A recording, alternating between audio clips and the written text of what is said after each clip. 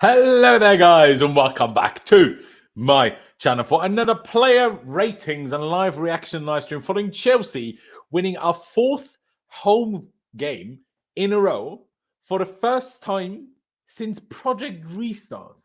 And I'm sat here thinking about why I want Pochettino sacked so badly. And then I see bloody stats like this, which obviously suggest the complete opposite. Oh, my apologies.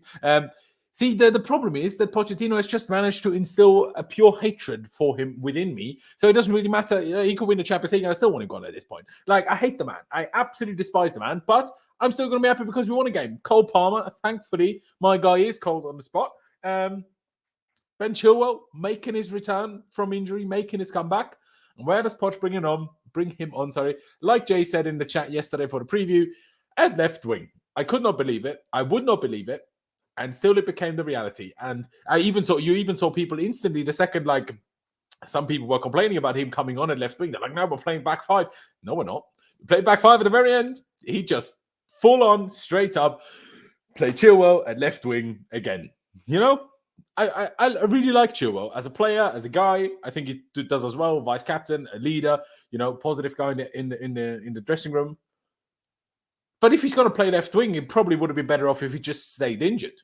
Because this isn't it. Like, Mudryk, right? Mudryk starts only one of the last four games. When he saved us against Newcastle, right? Remember that? When he saved us against Newcastle, essentially saved Poch's job here, right? Since then, he's only started two games. In those two starts, he scored against Palace as the first goal. And against Preston, his other start, he created the first goal. And you don't start him any of the other games. This is a disgrace, quite frankly. It's a disgrace. But hey, we won. So I'm going to try to take the positive route. And it's an interesting one because Ascend here says disgraceful performance. And I don't know, maybe I'm a little bit positive or whatever, but I didn't think we played that badly today. It's weird because we didn't have that many chances, of course. Gallagher nearly scored an absolute worldie at the end. The Sterling header that hit the post. Did we hit the post another time outside of that Sterling bit? Because the commentators kept going on about how we hit the woodwork twice, and I'm like, yeah, but Sterling was offside, so it didn't count anyway, no? So I don't really understand that. But hey, we could have certainly scored more, but I felt in terms of the build-up and the creation, and until the last few minutes of the game, how we controlled the game, I thought it was a bit of an improvement on recently. I'll be honest now, of course, what we did in the final third is never any good, but I think otherwise it looked a bit more structured. At least I felt that. But we'll discuss it together now, and we'll see what conclusions we all come to. Aaron, I will start with you. Thank you for coming on. I appreciate it very much. I don't even know what question to start with, but hey, it blew your socks away just like it blew my socks away. 4 wins in a row at the home for the first time since Project Restart is absolutely mental. How have we, like, even under Thomas Tuchel then, we haven't won 4 home games in a row. What the flip? How has that happened? Yeah, it seems mental. Like, that stat is crazy when you think about it. But I mean, look, the more important thing is we actually got the win. So we didn't make it easy for ourselves. We should have scored way more than just a singular goal. And at the end, it was a bit like we were on edge, like you're just trying to hold on to the game, going 5 at the back.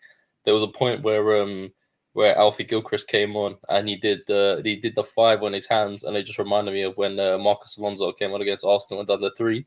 It looked exactly the same. I thought, oh shit, this is we're literally gonna defend for our lives here. But in the end, we came away with 3 points. The performance, in relative to recent weeks, was better, but as in we still have a lot to fix up on, especially the final third. I feel like we're just so clueless when we get into the final third the majority of the time, and it's like there's opportunities where you think a player should just have a shot and they're taking multiple touches, or there's an obvious pass that you can make to get us in a better position, but we'll go sideways or we'll go out wide rather than trying to go through the middle. Especially on the counter as well, I feel like we need to improve a lot because there's opportunities when you pick up the ball and you're running forward and you've got a reasonable amount of players there with you, but you then don't make the right decision in the pass and it amounts to nothing when it could actually give you a good chance to just wrap the game up. Because when you get to the point in the game where it's late on and you're counter-attacking, if you get that second goal, you've basically killed off the game. So we definitely need to improve on that. But overall, it's better than what it has been, but still a long way to go. I agree.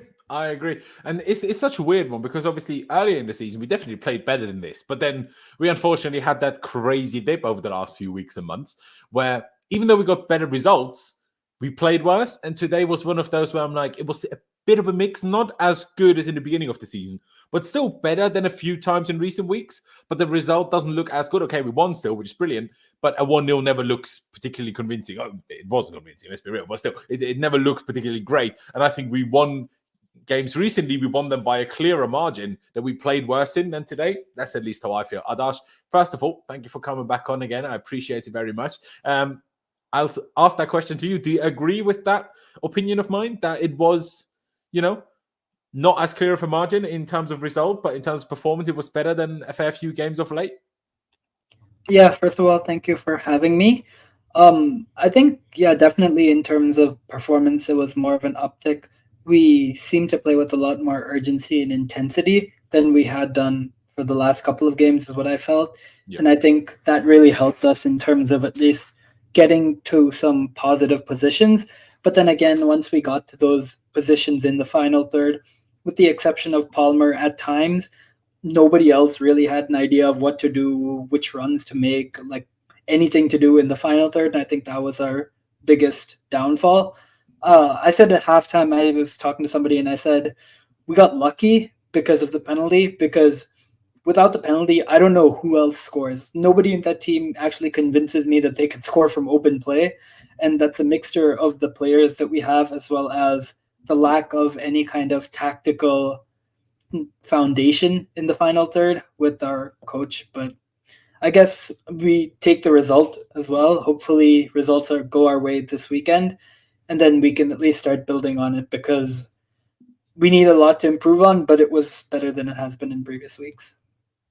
There you go. I do agree. Let's not waste too much time. Let's get straight into talking about the lineup initially, and then obviously going through it. Now, people can argue, was it a 4-2-3-1 again? Was it a 4-3-3? Honestly, I'm a little bit bored about what exactly it is. It's a bit of a mix of the two. Enzo often drops deep, but then kind of creates a two. But then once we get towards the final third of the pitch, Enzo certainly moves higher and plays a bit like an LCM, right? And Caicedo is the single pivot. You can also see it when you see at the average positions. You see how deep Caicedo is, and you see Enzo and Gallagher essentially being on the same height behind a front three. So today, maybe more clearly a 4-3-3 than it has been some other days, but there you go. That's why I portrayed it like this now. But even if you disagree, it's not the be-all and end-all whether it's a 4-2-3-1 or 4-3-3. Pretty similar in the grand scheme of things. But Aaron, thoughts on the lineup? Obviously, the usual. In the back four, we don't really have many other options. Midfield, I mean, obviously, you could play Palmer as a 10 and not play Gallagher, or not play Enzo, or not play Caicedo to some extent, I guess. But yeah, are you really going to do that? Do we know what we look like without Gallagher, even if it often doesn't seem like he is that great when he does play? Not a bad game for him today, though. But the big one for me was Sterling. That was, for me, the big one. And not because Sterling's necessarily so bad, and he does give us goal contributions. And today, to be honest, he was the main reason we won the game, really, because he won that penalty, or him and Palmer together, the main reasons we won the game. So fair play. And in the end, I guess you can say it worked out. But I touched on it earlier already. I just cannot understand the management in itself of a manager not starting Mudryk. Like, we paid £62 million for him. And the manager keeps saying it's a process, it's a project. And then he chooses to not start the process and project players, but instead the 28, 29, however old Sterling now is, year old, that earns the most money and 9 times out of 10 can't even be bothered to run about. Again, maybe not the best day for criticism like that, but I have to stay true to my word. I can't, just because Sterling now won the penalty, justify the ridiculous decisions of never starting Mudryk. That's all I can say. Broja, unfortunately, again, not a particularly great game, but I still prefer him up front to Palmer in the last game. And I know Palmer had a lot of chances, more so than Broja did today in that game against Bro. But yeah, just play a striker up front. He had a good header. At the moment, he should have done better. That's definitely true.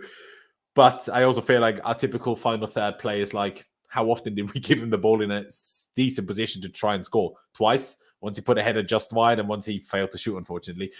But hey, it is what it is. But Aaron, was the Sterling over Mudryk the main thing for you, or is there anything else in the team that you didn't like? To an extent, I can kind of see why Sterling was in over Mudryk, because if you look at the Middlesbrough game that we just had, when Mudryk came on, his cameo was pathetic. Like, he did absolutely zilch when he came on. Surely that should tell you he needs to start and not come off the bench all the time. I mean, yeah, in a logical, ideal world, you would say that, but you have to look at who the manager is of the team, and unfortunately, his teacher's pet is always gonna more often than not get the start. So it's one of them where it was just expected. To be honest, it was just whether it goes as a 4-2-3-1 with Palmer and a 10, and then Sterling on the other side with Mudryk on the left, but.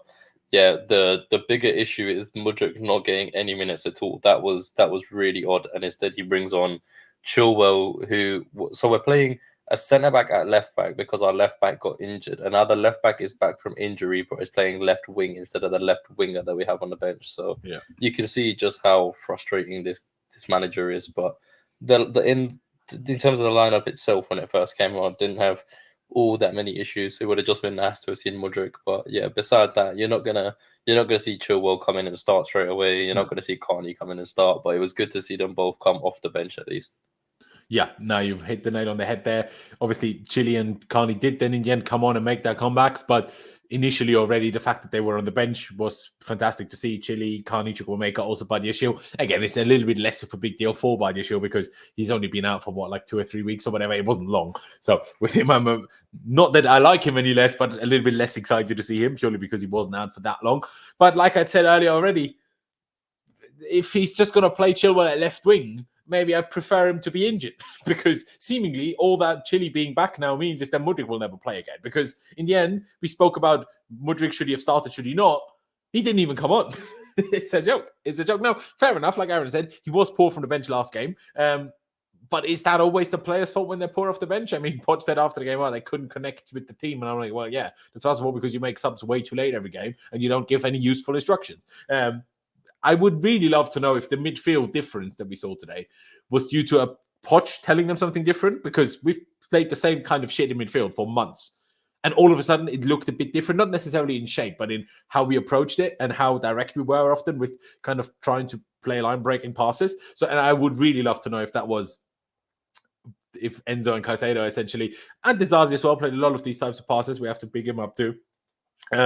Or if it was a Poch instruction. I would really love to know. But there you go. Adash, Sterling over Mudryk, the main one for you that you could have an argument over. Again, like Aaron said, it's not necessarily that it's so outrageous that Sterling starts. Like, yeah, he's not been good, but very often, but he still gets you a goal every now and again, wins your penalty now and again, like he did today. It's just Mudryk was actually pretty good and essentially saved Poch's job, kind of, in my opinion. Because if we go out to Newcastle in that cup quarter final, I'm not even sure if Poch is still here, if I'm honest, right? And then to only get 2 starts after that, in those 2 starts, score a goal and create a goal, not the assist, but make it happen. I just can't understand how this happens. But did you have any issues with the team, Adash, or were you actually quite happy with it? Yeah, for me, again, the main thing was just Sterling over Misha. I think Mudryk is somebody who gains confidence throughout the game. It isn't much of a case of he has confidence from a week-to-week basis, which is why when he comes off the bench, he seems almost kind of like timid, kind of afraid to take the ball and stuff. Whereas over the game, if he grows into it and if he has a couple of successful dribbles, that's when you start to really see what he's good at. But I mean, yeah, at the end of the day, it is what it is. I think it is pretty funny that Mudryk bailed Poch out of the job against Newcastle, only for us to lose to Middlesbrough. And then if we lose again, Poch is going to get sacked anyways. But yeah. I mean, Aaron touched on it too, and Hustle up here in the chat says it now as well. Mudryk played badly last game, and that's true. But name me one player that didn't play badly last game against Middlesbrough. Still, they all started. Like, who wasn't bad? Other than Petrovic, who wasn't bad against Middlesbrough? They all were. So what are you talking about? Like, why should that be a reason for Mudryk not to start this game? It makes no sense. We also don't have a game for 10 days now. And you didn't even use Mudryk after not starting him, starting him once in the last 4 games. It's ridiculous in my opinion. It's just terrible, terrible man management. Like, how do you ever get, like, everyone with a brain, Poch might not have one, but everyone with a brain, I feel like, realizes that Mudryk's main issue in why he's not come out a bit more is lack of confidence, maybe adapting to new country, new language, all of these kind of things, right? But confidence. And you've noticed every time he started a few games in a row, he's been on the pitch a bit longer, he gets better every single time. The worst thing you can do is not play him. And you're not just going to make a £62 million sign. It's completely worthless because the longer you make him not come out of a shell, the worse it's going to get. The worse his confidence is going to be. The worse the demands are going to be for him to finally show something. It's just ridiculous. It's just ridiculous. But hey, there you go. Let's not waste too much time. Let's get straight into these player ratings. And we started off with the goalkeeper in Georgia Petrovic. And honestly, I said this in our group chat during the game. And maybe it's a slight exaggeration, but at least, trying to justify or judge my own feelings, I honestly feel like I've not felt as comfortable and confident with any goalkeeper that we've had in goal since peak Mendy. And if you take peak Mendy out, because that was a season, just under that maybe, you going back all the way to Courtois. Like, he's maybe not the craziest out of the back passer. Like, he's not going to help us break lines like crazy or whatever, but he's not going to make mistakes. And he's going to make saves that he needs to make. Made 2 really good saves today. I like him.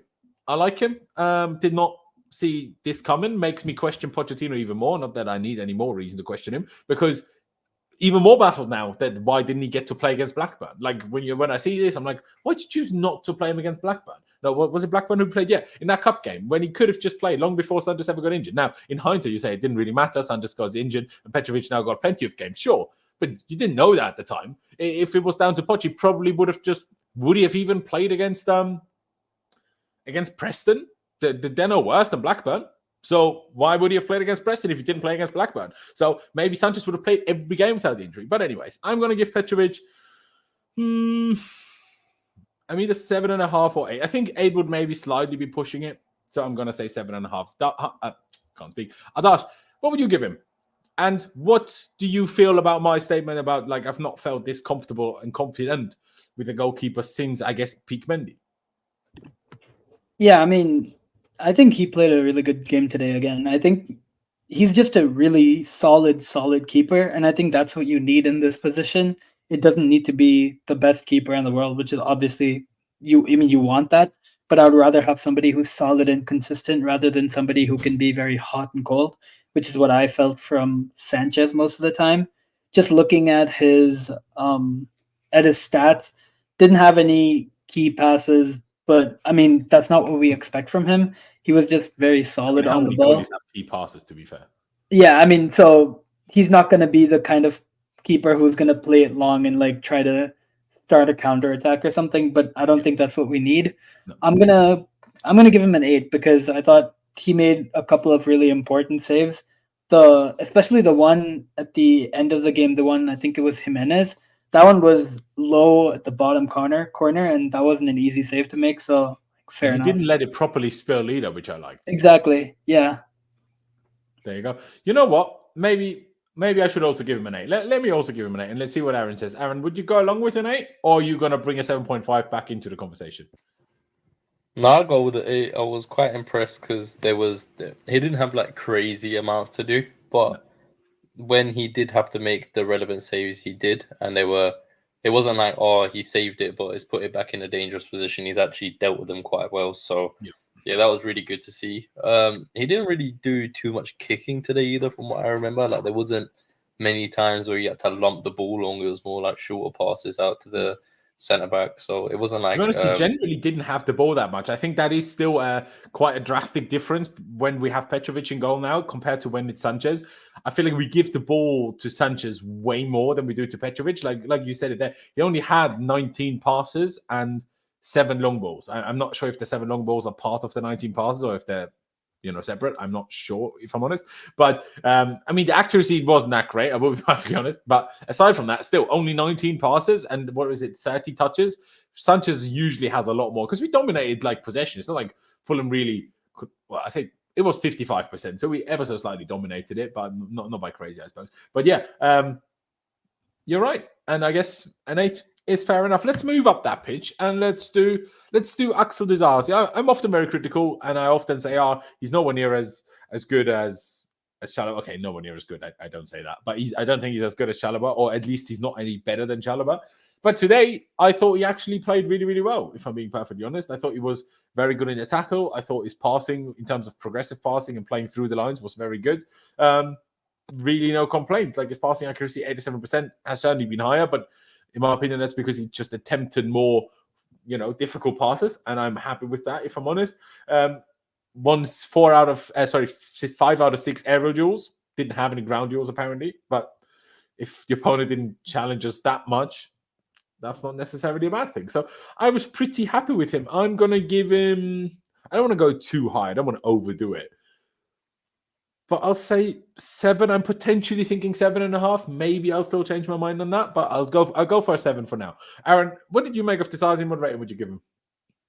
I thought he was quite good today, actually. I'm not gonna sit here and say that I'm his biggest fan, because I'm not. I do think that we have other defenders that are I wouldn't say much better, but better than him. I think Fofana's better than him. I think Badiasho's better than him. Chalobah, I don't know if I'm on the same wave as you with that one, but definitely at least 2 centre-backs that are better than him. Well, 3 if you count Colwell, who's playing at left-back. But and Alfie. We've not seen Alfie at centre-back, I guess, but yeah. Yeah, let's not go too far with that one. But no, he did well today. I liked initially in the first half, I remember off the top of my head at least 2 instances where he picked up the ball, drove forward with it a little bit, and was actually playing forward passes. Was sort of trying to get it through that midfield in order to push us up the pitch, which I did like actually, and I mentioned it on the group chat as well. So yeah, he did quite well actually. I'd probably go with a 7 as well. I feel like it's difficult when you've given Petrovic an 8, but I think the keeper and outfield ratings are very different. So I agree. I don't want it to reflect and make it look like Petrovic was better than Disasi, but in relative to being an outfield player, I'd go 7. I agree. Very well said. Adash, would you go along with it, or would you go for something slightly different for Disasi? Yeah, I'm going to go for the same 7. I think he was very solid, like you guys mentioned, in terms of his passing, but then also in terms of defending.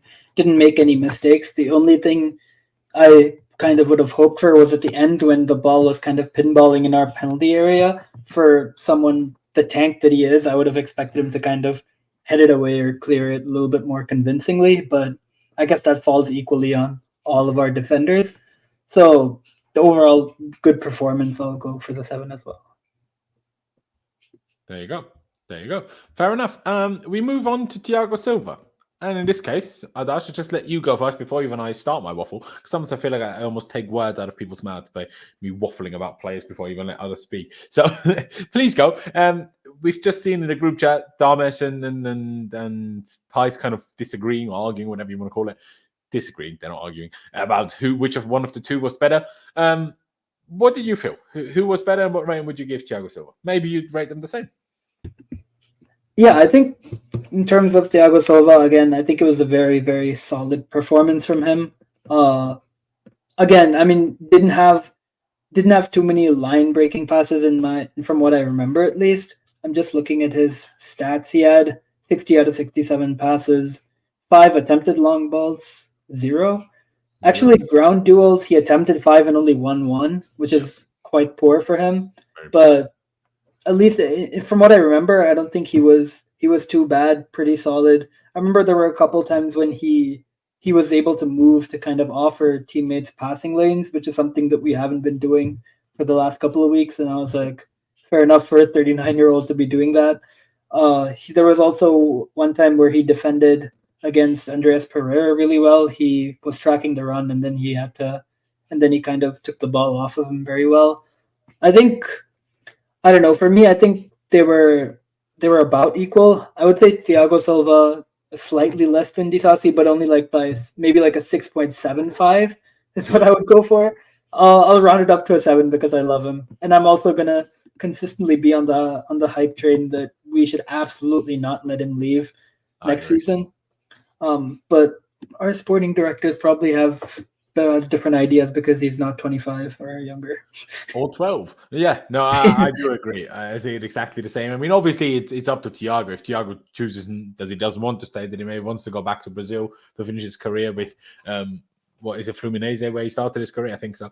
To be fair, his son is obviously academy. Don't stop him, right? But if he wants to stay, we better be giving him a new contract, in my opinion. Exactly. That doesn't mean you need to play every game, but look at this season.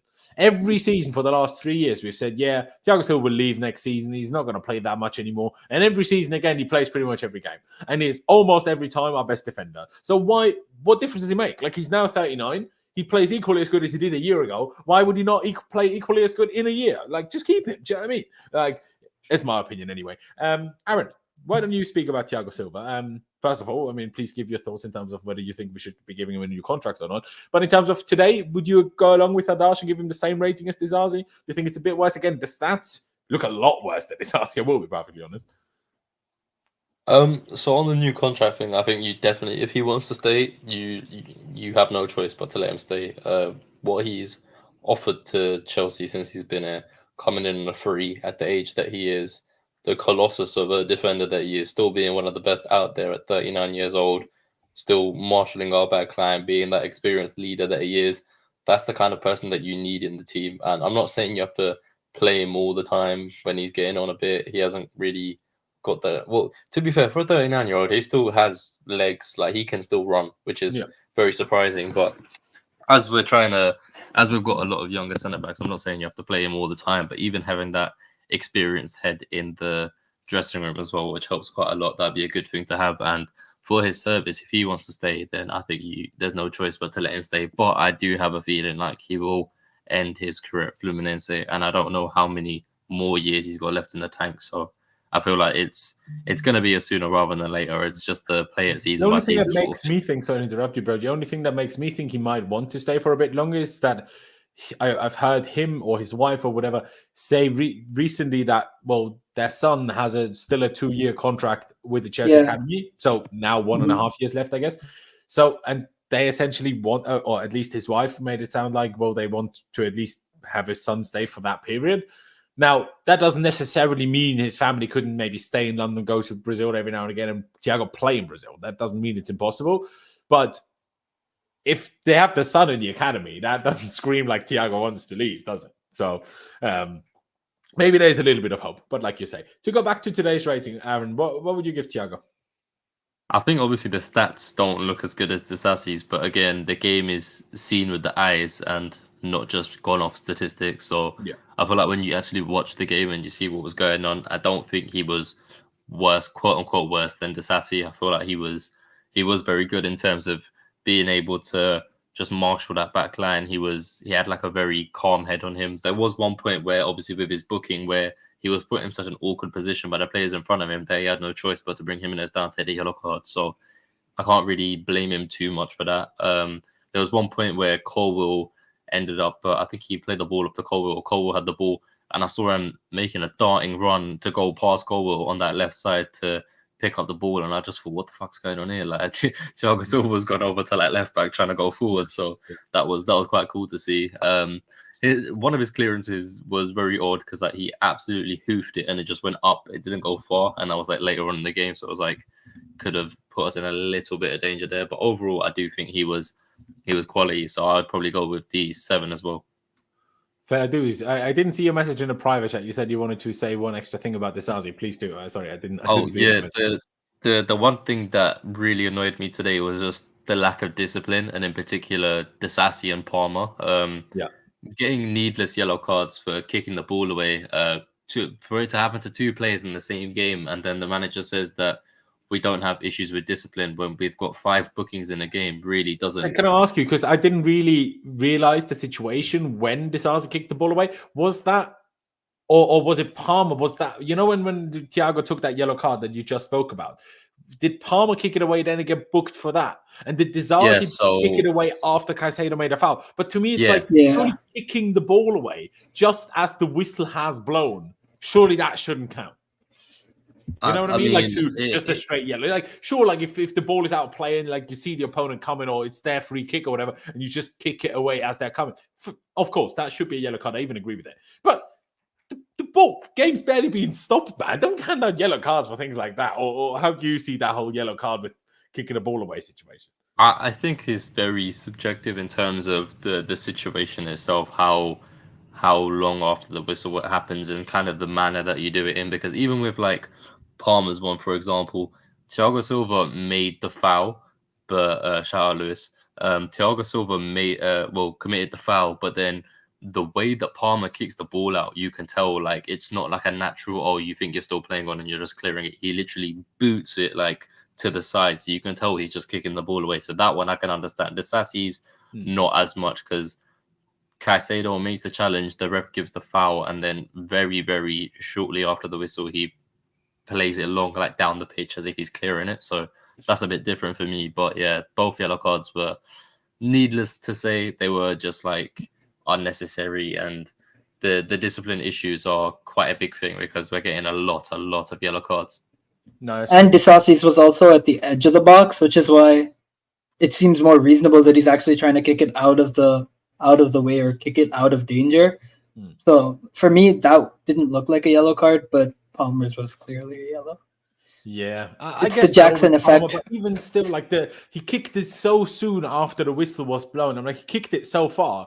The ball boy's going to have to throw a new ball in anyway, regardless of like what really happened. I don't know. I find that a bit of a, I don't know. I don't really. I get fair enough. You made that rule. You made it clear the players should go by it. I agree with that, and it's a lack of discipline without a doubt.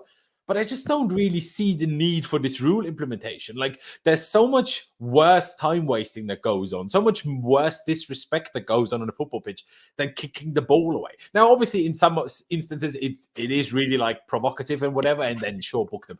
But to have this line that every time a player kicks a ball away, it's a booking. I just find that makes the whole what a booking stands for and what a booking means like just changes completely when you change rules like that. Like, you know how it's like, oh, 2 fouls, 2 yellow cards ends up with a red card.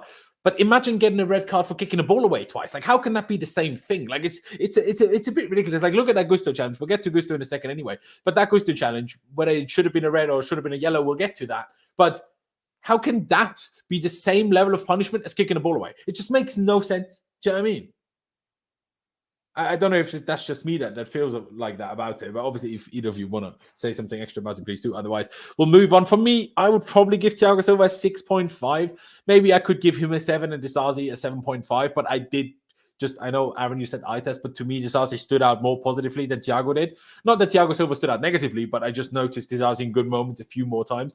But obviously, with 2 sevens already being given, he stays on a 7. I touched. Can I just say on that point that you just made? I think a lot of that is taken in relative to your expectation of Thiago Silva compared to Disasi and what you're used to seeing. So when Disasi is a little bit more above his general level, it's obviously going to stick out to you a lot more. Whereas because Thiago Silva's level is so high, generally it just looks like a very normal performance from him. Yeah, maybe that is a valid point, to be fair. Shout out Lewis, by the way. Shout out on everybody that's joined from Lewis's stream.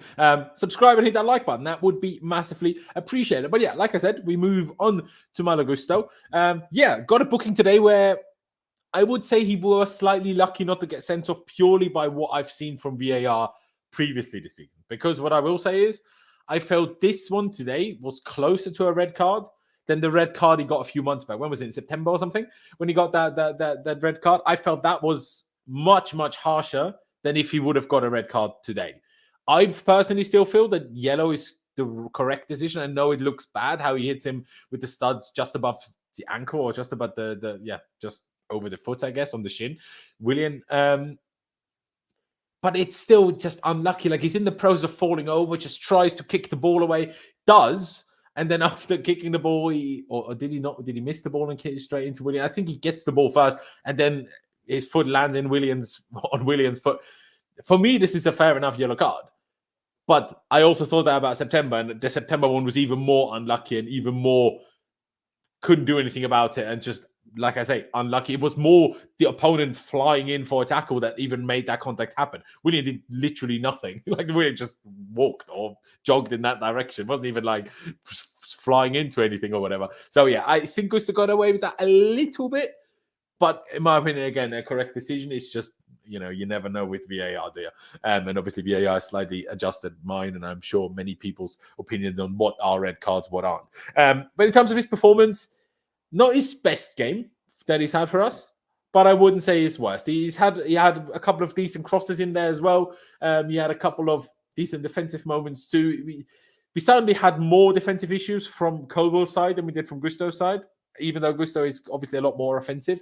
I just like Gusto quite a lot. I'm a big fan of his aggression. I'm a big fan of his pace, of his work rate. I like him a lot. And every time I bring up his stats here and it says the age at the top, every time it blows me away a little bit that he's only 20. Like, he's the same age as Alfie Gilchrist. That blows my mind every time. Far ahead in terms of maturity of what his age would suggest, in my opinion. In terms of rating, I'd probably give him a 6.5 like I would have given Thiago Silva myself. I don't think quite as good as Dizazi, but still a good performance that will warrant slightly above average. Aaron, would you go along with that? And please also comment on the potential red card situation, whatever. Yeah, so initially in real time when I saw the challenge, I didn't think anything of it, but it wasn't until it went to a replay that I actually saw the way that he makes contact. And with VAR these days and sort of how the rules are shaped, you could easily have said that could have been a red card. Let's be completely honest, because even though there's no malice intent, nothing like that, is just trying to win the ball, because it's like the studs of his studs are on the ankle area and slightly on top of it.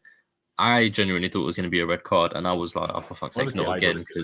Because after what happened at Villa when he got sent off, and that wasn't anywhere near a red card, then to do this, which was worse than that, which I agree with you on, I think this was more of a potential red than the Villa one.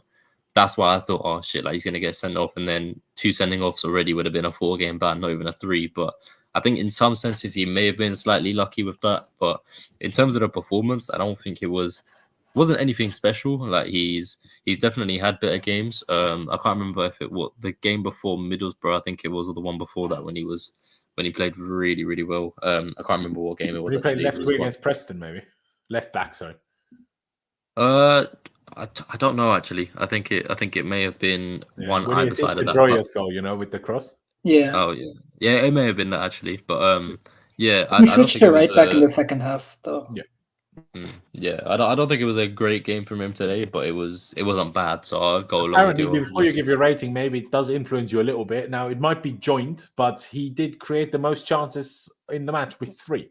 Don't know if that influences your rating, but that is a stat that is. I'm just trying to think of what the actual chances were that he created. I can't even think off the top of my head. The cross to Broya where he missed the ball.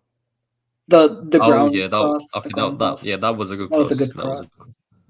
Yeah. He also played one into Sterling where Sterling tried to shoot, but he got blocked straight away. That was a pretty decent cross as well. No, I'll stick with the rating because I hold him in a higher regard as well. You'd like to? Sorry, you already gave a rating. Can you remind me then what you said? The same as yours.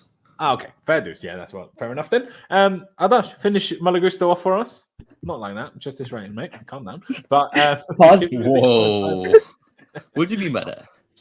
I don't know. Would you give him a 6.5 as well? Would you go a little bit higher, maybe lower? What do you think? I'll go a little bit lower. I didn't think he was only a 0.5 behind Thiago Silva and Disasi. In terms of the actual the red card shot, I thought it could have been a red, to be honest. And like Aaron, the first time I saw it in real time, I didn't actually see where his foot made contact, but just seeing that frame of his leg hitting Willian's shin almost, I was like, ooh, that could easily have been a red. Yeah. So in my opinion, he got away with it. And even if it wasn't a red, I don't think you should be lunging in like that. But at the end of the day, it wasn't a red, and then it all worked out in the end. I didn't think he was. I thought there were some moments where he was. Sorry, I just read the comment, but defensively, I feel like he was pretty solid. There wasn't too much coming down his side, but offensively, there were some times where he was a little bit sloppy. Every time I say one of these words, I'm just thinking about what you said about Gusto. But hey, yo, pause. It's all Laurenz's fault. I can't even get through a sentence, bro.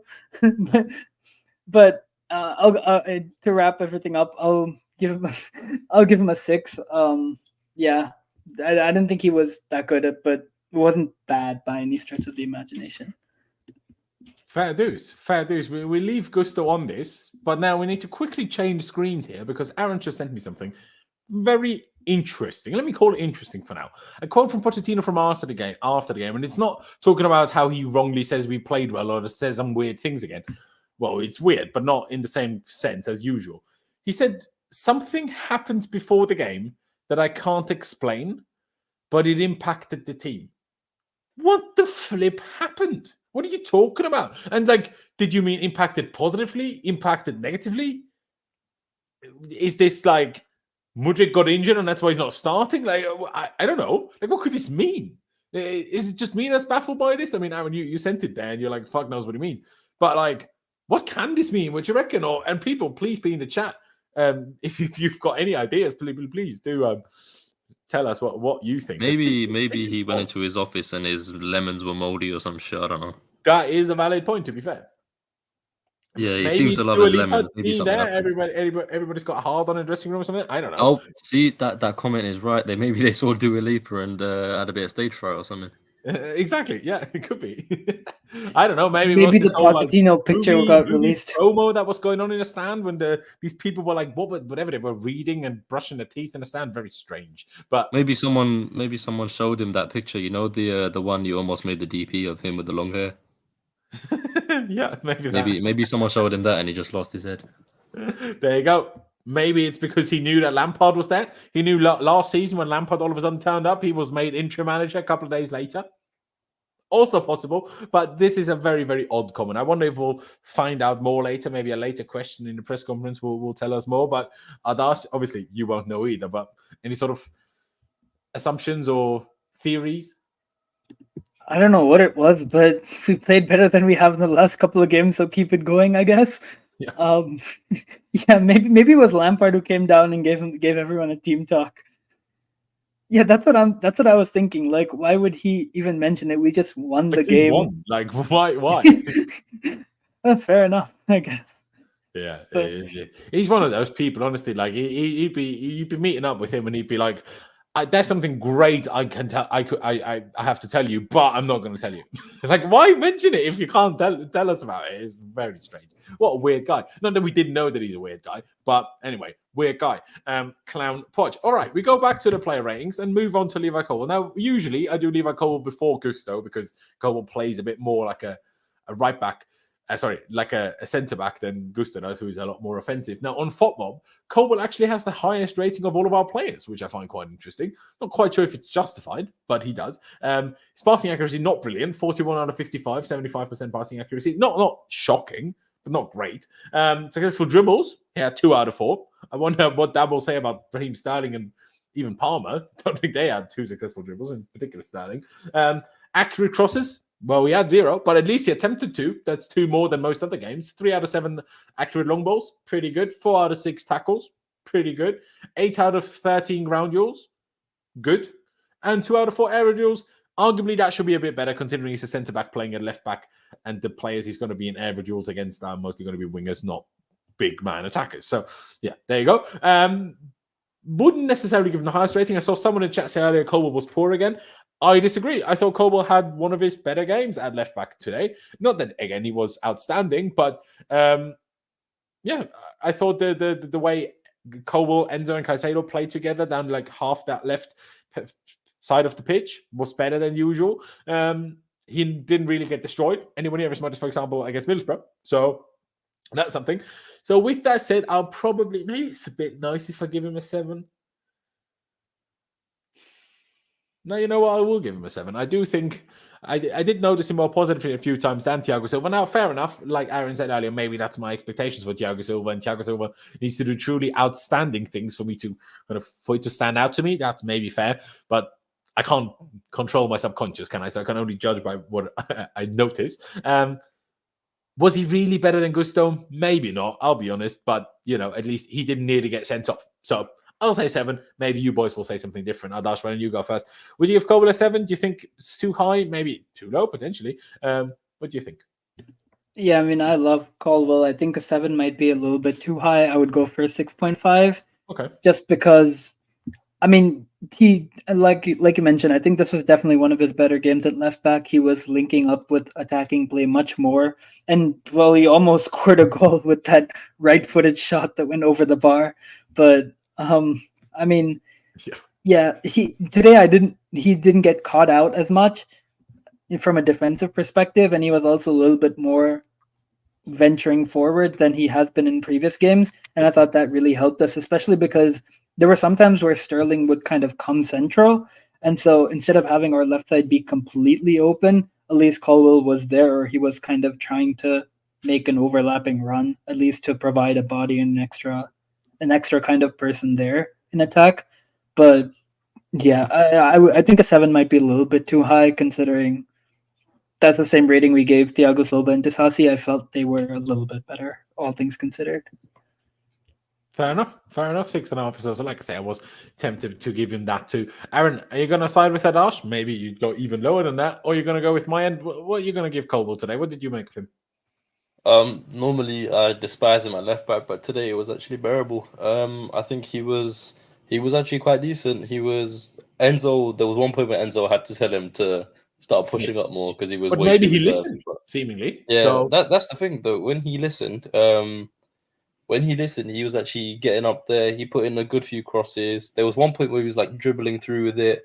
There was a nice bit of close control that he did with like a 1-2 left foot to right foot to get through. Yeah, it was better than it normally was. So I'll probably go with what you went with actually.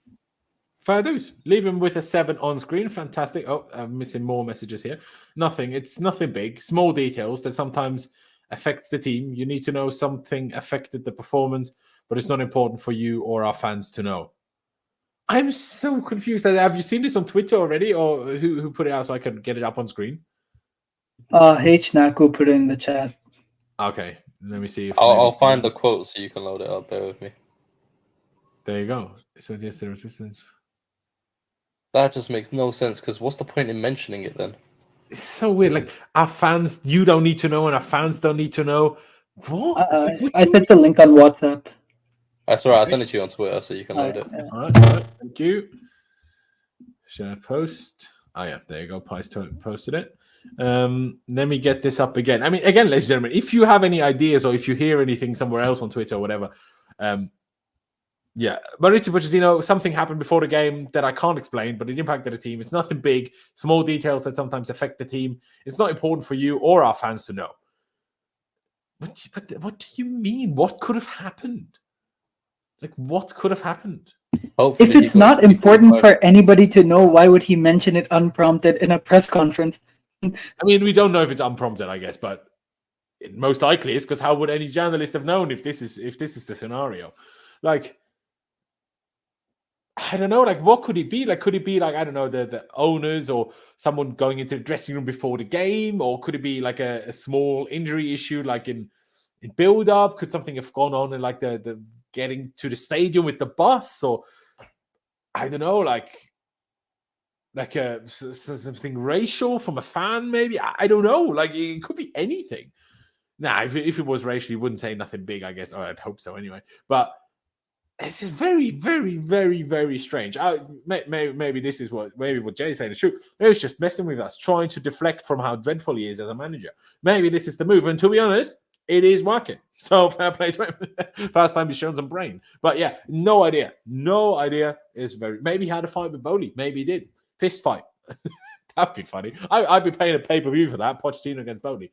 But if it was Pochettino against Ekbali, mate, Pochettino's wife can already get the casket ready, seriously. But anyway, yeah, obviously, I don't think you have much to add, but you guys, because you couldn't know either. But I don't know. I mean, Billy says he's talking about something good or bad. I assume bad, because I don't think we played well enough that he can now sit there and say, oh, something happened that made us play well. Do you know what I mean? I don't know. It just seems really stupid to even mention it if you're not going to say what it is, because then you're just going to have everyone thinking, oh, what is it? What is it? What is it? Like, it just makes no sense. It's going to get leaked by the press. Nkunku will be out for another 3 months. Could be. Oh, Lord, please no. I mean, Abubakar said it the exact opposite way around, but I feel like that's not going to have an impact. But if we find out he's out for God knows how much longer now, maybe it is. Maybe something with Reese. I don't know. Did maybe something happen to like a family, like a player's home? Maybe got broken into, a bit like happened to, what was it, Sterling during the World Cup last year or whatever? Maybe. It could be anything, literally. We're purely guessing, but it's still odd for him to mention it if he doesn't want to go into detail at all. I hope one of the journalists or whatever finds out eventually. But there you go. Chilwell with a 7, and we move up to Moises Caicedo, who, honestly, I was also reasonably happy with today. I've often been a bit critical, but today I actually quite liked him. I thought the way he received the ball was quite nice. I thought the way him and Enzo linked up together was quite nice. I thought the way he defended was quite nice. 2 out of 2 long balls, 3 out of 4 tackles. Okay, his ground duel ratio is again pretty poor with only 4 out of 10. But there you go. 2 out of 4 aerials. It's all right, I suppose. Not the biggest lad, is he? 94% pass accuracy. I honestly didn't mind it. Mauricio Pochettino was the most accurate passer in the game to play more than 45 minutes. I'll not go overboard, but I think I'll also give him a 7. Aaron, would you go along with that? What did you make of Caicedo today? What would you rate him? It was definitely a much better game from him today. I feel like because it seemed like Enzo was a bit deeper with him as well, it looked a bit more cohesive. I still think that there's obviously things he needs to iron out in his game. I think there's points where he can be a little bit more composed and like look for a pass that's a bit more forward rather than going backwards or sideways. But in terms of what he had to do, sort of breaking up the play and trying to pass it off, I think he'd done it quite well. I don't really have too many gripes with this game. I haven't actually looked at his stats yet either, so I don't really know sort of the underlying metrics of his performance. I'm just checking it now. He 94% pass accuracy, 47 out of 50. 60 touches seems a bit low, but for a team that's had the were in possession more, seems like a little bit low. He only won 4 out of 10 ground duels, won 2 out of 4 aerial duels, 1 dribble attempted but no successful, 2 long balls attempted and 2 successful, so a couple of long passes, 1 key pass. He lost possession 4 times, which isn't that many. Committed 2 fouls, 2 clearances, a block shot, 4 tackles, but he got dribble past 3 times apparently. So it wasn't like amazing, but it was better than what we've seen. So I'd probably go with like a 6.5. Fair enough. I just saw someone on Twitter saying maybe someone in the squad got like bad family news. You never know. It could be a parent that passed or has fallen ill or whatever. It could be something like that, I suppose, which that would actually be fair enough to not share with, the media and the fans. But again, my question would be, why would he even hint at it? Like if that's what happened. I'm convinced it's the lemons. It's got to be. The lemons, man. Oh my days. How does he even do lemons in London in January? Do you know what I mean? Like my days. So walk into Tesco's every week because they're not going to last any longer, are they? Anyway, a 6.5 from Aaron, a 7 from me. Adash, what are you going to give Caicedo? What did you make of him today?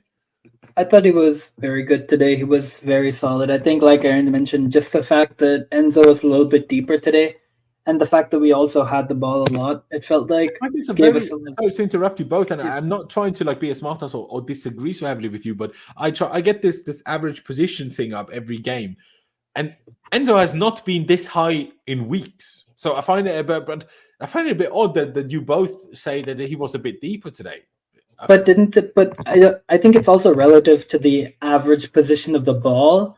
And we were on the attack a lot more. It felt like, but at least you just see where Enzo was and where Caicedo was, right? Like you see their average positions, then it doesn't really matter what it's to do with. I think the way you have to kind of look at it sometimes, especially with this kind of game, is when we have a lot more of the ball and we're actually attacking more. Obviously, Enzo's going to push on a little bit more than Caicedo will, but there's points where Caicedo will drop a little bit deeper in order to potentially pick the ball up from the back and try to bring it a little bit. So I feel like the starting point. Yeah, but he's also nearly as high up as Gallagher on the average position. But the starting positions were the same. Oh, sorry, go ahead. Sorry, Aaron, gone? Yeah, no, I was saying Gallagher didn't seem like he was that high up, like, other than when he was pressing for me. I didn't think he was like playing as a 10. Oh, no, I agree. They were both 8s in my opinion, but I'm saying I'm not sure I agree with that. Enzo was deeper than recently or than usual if he apparently had the similar average position height to Gallagher. Fair. I'm not even saying like you're wrong. If you have your reasons for what you say, that's absolutely fair. I just like to understand how you come to the conclusion. No I think the way that I'd say it, the best way to say it is kind of like it's more to do so with when we have the ball. It was like Enzo was, for me at least, it looked like Enzo was slightly further back with the ball, but then obviously when the play's going on, he's progressing his run a lot more, and Caicedo's the one who's sitting back a bit. And then there was times where we had, like, for example, that counter attack where Enzo picks up the ball and Enzo's the one that's having to go forward by himself. So there's points where Enzo has to get involved in the attack as well, like from a counter, or when he's picking up the ball, he's trying to move forward with it a bit. But there was a lot of points where they were sort of in similar positions. It wasn't like crazy high, but because he's picked up the ball and started to move forward with it, like when he's looking to like dink a ball in behind or looking to play it out wide, that's why it kind of makes it look like he's a bit further forward than Caicedo. Yeah, I mean, fair enough. Like, I saw it slightly differently. Like, obviously, in possession, like you touched on, when we had the ball, like to play out from the back, Enzo did certainly drop to create angles, to create options, to link with Caicedo or to receive the ball himself. Absolutely. But I thought he was very attacking every other part of the game. Like, yeah, once we played out, he was quite deep, but then maybe he just ran more today, and that's why he was just both deeper and higher. But he was involved in a lot of attacks. He was out wide on the left. He played a lot of actually crosses in the box. He was like even had shots like in and around the box. Like, I felt higher than recently. But fair dues. Adash, obviously, if you want to specify maybe why you came to the conclusion that you felt he was deeper.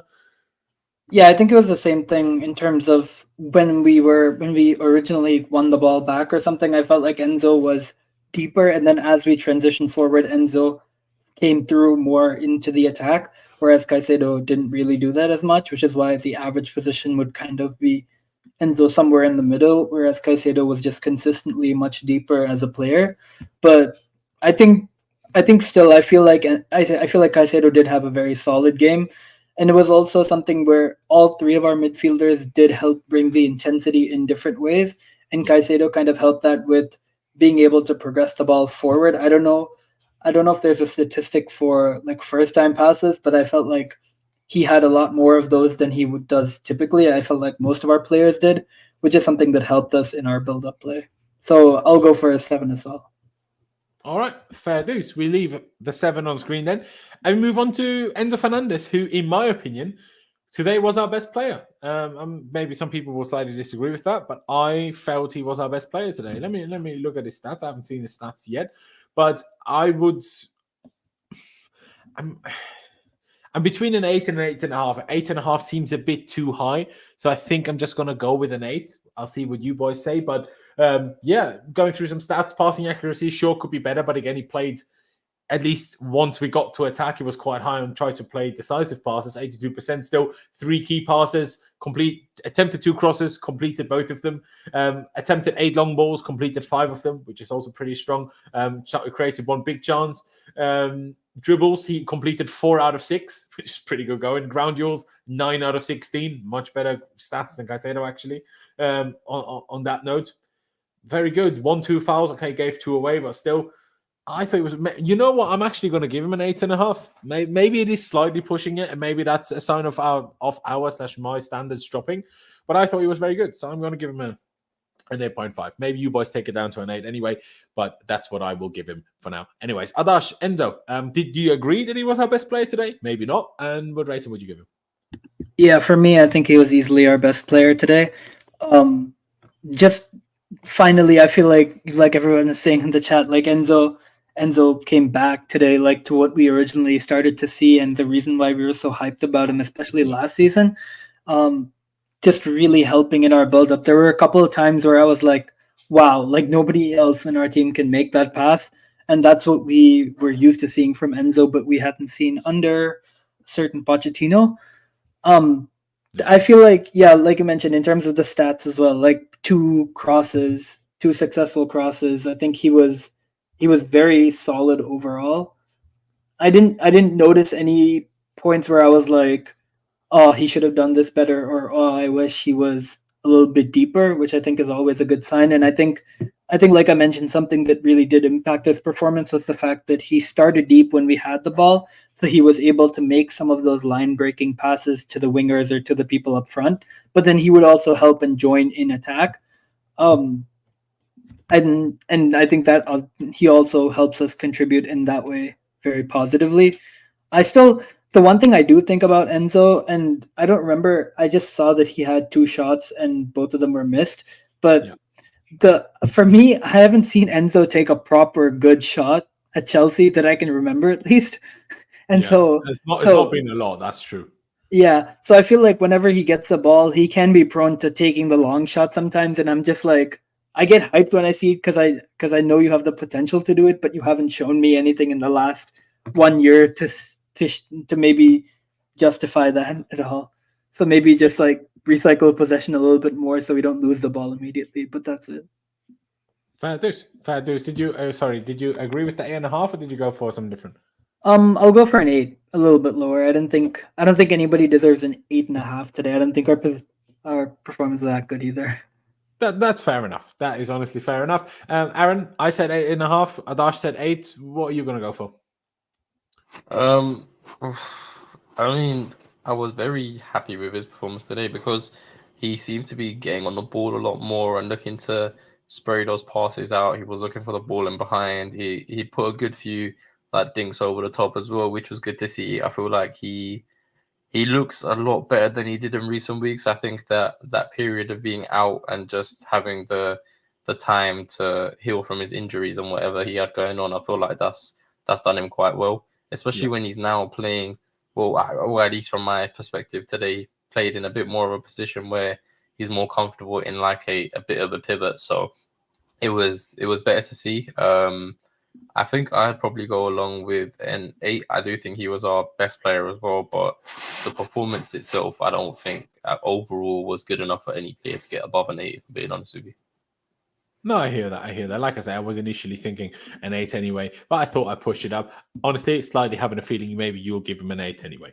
So there you go. Give him an 8. Shout out Enzo Fernandez. It was good to see him have a good, like a standout good game again. Again, I know he didn't score assist, but I still felt he had like a clearly, visibly much better game than he did of late, and that was good to see. Conor Gallagher then. Not the most influential game from him compared to some other times recently, but still 88% passing accuracy you can't complain about. Now his crossing and long balls, not that much involved, but 3 out of 5 ground duels is pretty good. Only 1 out of 6 aerial duels, which is quite interesting. Not the most like standout stats, but obviously nearly scored an absolute worldie. Always leads our press. Always, not only does he lead it, but he also like, because he does it, others often follow him, his lead in leading the press, obviously. But I still don't think he was overall amazing. I would love to give him a 7 because he nearly scored, but I think that would be pushing it a little bit. So I'm going to say 6.5. I still think it was above average, but I don't think a 7 is quite warranted. So I'm going to say 6.5. Aaron, what about you? Would you go along with that maybe, or would you go something different? Well, I put it in the group as well. I said the one thing that nobody can do like Gallagher is the way that he presses, his intensity, the way that he can constantly run for 90 minutes. The guy's cardio is insane. And I also said, like, with Gallagher, you either get Gala dog or Gala dog.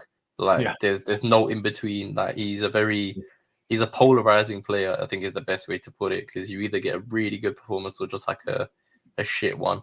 But saying that, I do think he was decent today. That goal definitely would have pushed it up. If that had just gone in, that would have been a worldie. But besides that, yeah, I'd probably go. I'd actually go with a 7, just because he had a lot of energy in there. I feel like the legs were important. Even with like counter attacks, for example, like trying to get up the pitch, he's running. Yeah, I'd probably go with a 7 myself. Fair dues. Fair enough. A 7 from Aaron then. A 6.5 from myself. Adash, what would you give him? Do you think 6.5 is too low, like Aaron does, or what do you reckon? What did we give Caicedo again? We gave him a 7. 7 overall, yeah. You and me gave 7, and I think Aaron said 6.5. Yeah. Okay. Then for Gallagher, I'm gonna go for a 7 as well. I think. Okay. I felt like today one of the big things for us was the return of like this intensity and actual like aggression when we played. And I think Enzo and Caicedo, to a lesser extent, really helped with that on the ball. But then Gallagher was the main one who helped keep that intensity up off the ball. And I think that's something where he shows kind of his leadership more than anything, because there were times in the last couple of years that where somebody like Jorginho would be the one to like trigger a press. And I think Gallagher does a similar thing where he's the one who kind of actually puts pressure on the ball. There were a couple of times where Fulham kept playing the ball back, and then Gallagher was the one who made them clear the ball, and then we recycled possession again. So I feel like his performance might go under the radar, and it's also something where you would appreciate his performance and his skill set much more when he isn't actually playing, like a game like Manchester United. Whereas Whereas when he's actually playing, you think about the negatives of what he doesn't offer, and you kind of neglect the things that he actually can offer. There you go. Fair enough. Yeah, I don't fully disagree. I just think maybe a 7 is slightly pushing it, but I said 6.5, so clearly I don't think it's too far off, is it? Yes, absolutely, Aaron. I will get to it. I'll save it so I can show it on screen. Let's move on to Cold Palmer himself. Now, the penalty, fantastic that he scored a huge goal, brilliant. But the pass to Sterling, and then Sterling also does well to win the penalty. We'll get to Sterling in a minute, obviously. But that pass to Sterling, that pass essentially won us the game. Brilliant pass. Sometimes a bit of a shame that those passes don't happen more often. And by that, I don't mean from Palmer. I mean just generally from the team. 82% passing accuracy. Okay, 0 out of 6 crosses. It's not great, but okay. 3 out of 3 long balls is very good, though. 1 out of 2 dribbles. It's all right. 2 out of 3 ground duels is pretty good. Possession lost 18. It's not that bad for the position he played in. Not the most influential game. Like, some of the touches he had, some of the kind of counter attacks or transition moments he created for us or started for us in the second half were really, really good. But the rest of the team kind of just ruined them quite often after that. So I'm not going to go overboard, but I'm going to go 7.5 because he scored, because he essentially sets up the penalty itself. I think 7.5 is reasonable, even if getting booked for kicking the ball away, as much as I still think it's a bit silly at some point. Like how many more times does it have to happen to our players until they realize that's the rule now, stop kicking the ball away? Like, it shouldn't be that difficult really to apply by that rule, if I'm being honest. And this is everything but the first time this happened to Palmer as well. But yeah, even if he wasn't the most influential sometimes, otherwise, scoring the final goal, creating the penalty, I think 7.5 is about fair. Aaron, what about you?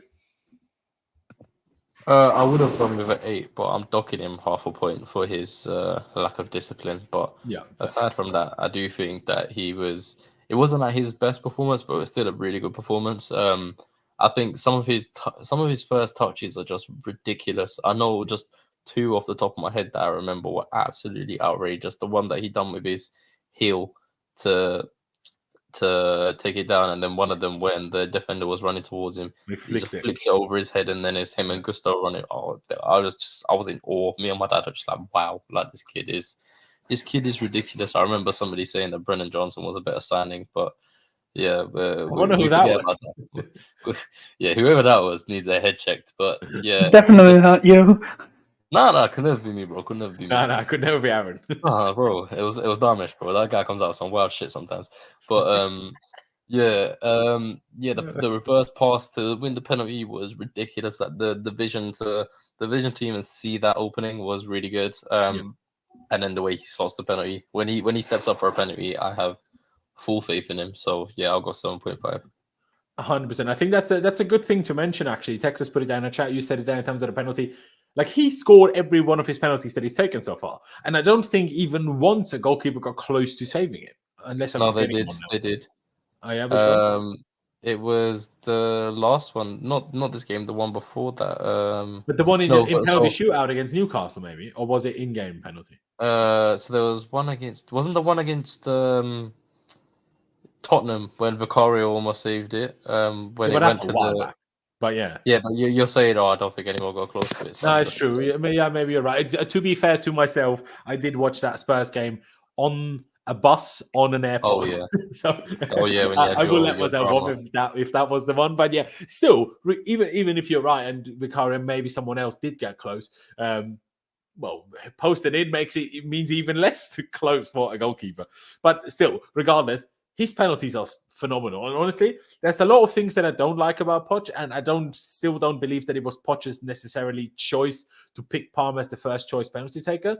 But the way he takes penalties for his age, that the whole squad has now accepted he's a penalty taker, I'm a big fan of this. Like, obviously, I can't remember what game it was, but before he took the second penalty, was it Sterling that tried to take it away from him? And then Enzo was like, no, let Palmer have it. I mean, and he just takes every penalty. Like, I'm a big fan. That was against Arsenal, I think. Exactly right. And that was not late in the game. Well, was it against City maybe when he took it so late in the game? It was against. I think it was against Arsenal. I think it was City, because I think it might have been City actually. I feel it could be. I don't know. Maybe it was. No, because City, our penalty was like the last few kicks of the game. Yeah, it's true. I feel like maybe it wasn't Arsenal.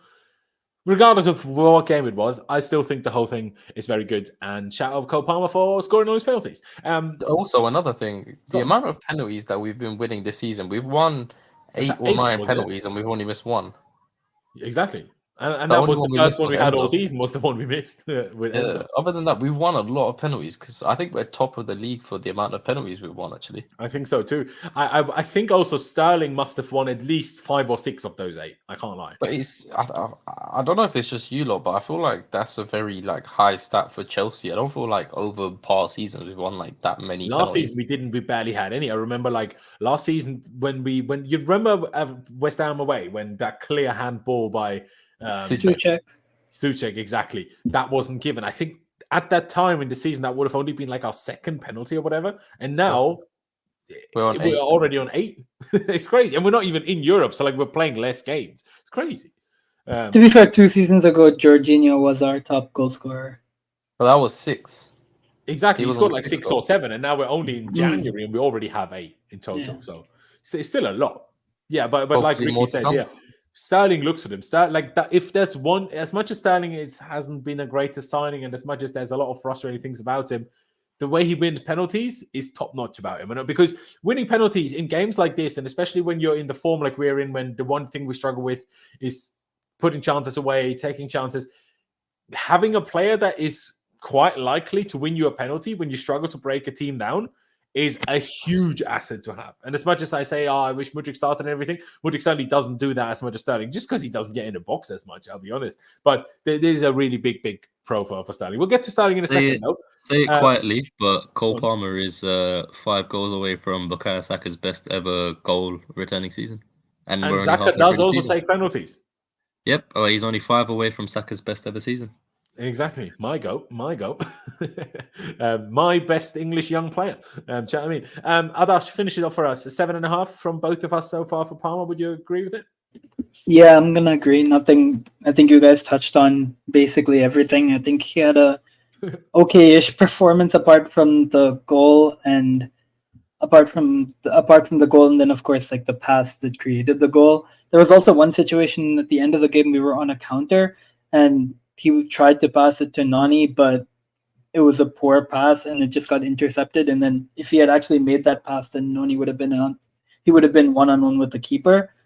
Knowing our luck, he probably would have missed, but still I expected Palmer to make that pass. But I think overall didn't have the best game, but showed up when it mattered. And especially after last game, I think him scoring the penalty was important for his confidence and obviously for us winning the game. So 7.5.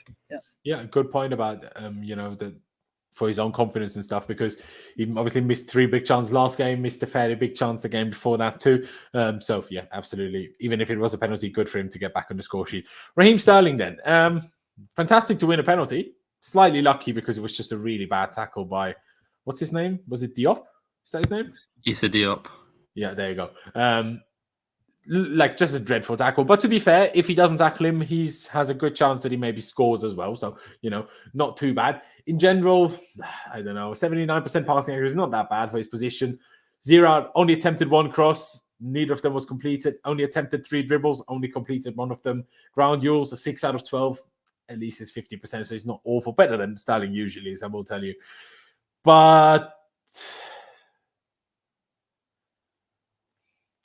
even Gallagher got a 7 because I wanted to give Sterling a 6, but to be a full point below Gallagher seems a bit harsh. So I'm going to say 6.5, but I still think it was not great outside of when he won us the penalty. Without winning us that penalty, I'd probably give him a 5.5 maybe. So maybe it's being nice to give him a full point extra, but hey, this is what we are. Aaron's just put in a private chat here. Palmer's joint 5th top goal scorer. That is mental. Fair play.